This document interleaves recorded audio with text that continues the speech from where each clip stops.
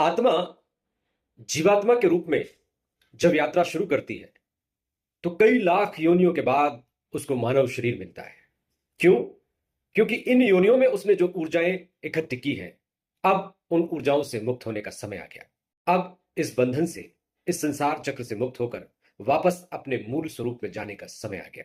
लेकिन शरीर और शरीर से जुड़ी हुई पहचान का उपयोग ऊर्जा और कर्म बंधनों से मुक्ति की बजाय स्वयं के लिए होने लगता है।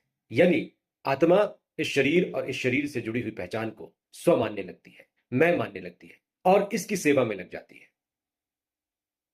सेवा संसार की होनी चाहिए ताकि संसार से जो 84 लाख योनियों में लिया वो वापस किया जा सके। संसार की सेवा वास्तव में आत्मा की सेवा है, आत्मा को मुक्त करने का माध्यम है और इसीलिए यह शरीर मिलता है। सेवा वो भी निष्काम भाव से। लेकिन सेवा की जगह शरीर और शरीर से जुड़ी हुई पहचान से बंध जाने के कारण आत्मा मेवा के रास्ते पर चल पड़ती है। मेवा का रास्ता अवनति का रास्ता होता है। संसार से जो लिया है उसका संग्रह बढ़ता चला जाता है।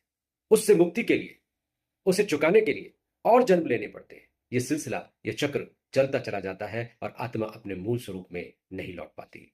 धर्मशास्त्र कहते हैं कि यदि आत्मा को मुक्त करना है तो जीवात्मा के रूप में उसने जन्म जन्मांतर में जो कर्म और कर्म से भोग इकट्ठे किए हैं, जो बंधन उसने खुद बांधे हैं, जो ऊर्जाएं उसने यहां से ली हैं, उन ऊर्जाओं से यदि उऋण होना है, मुक्त होना है, तो ये शरीर और शरीर से जुड़ी हुई पहचान, इसका उपयोग संसार के लिए कीजिए, सेवा के लिए कीजिए, निष्काम भाव से कीजिए। यही आध्यात्म का मर्म है, यही मानव का मूल धर्म है।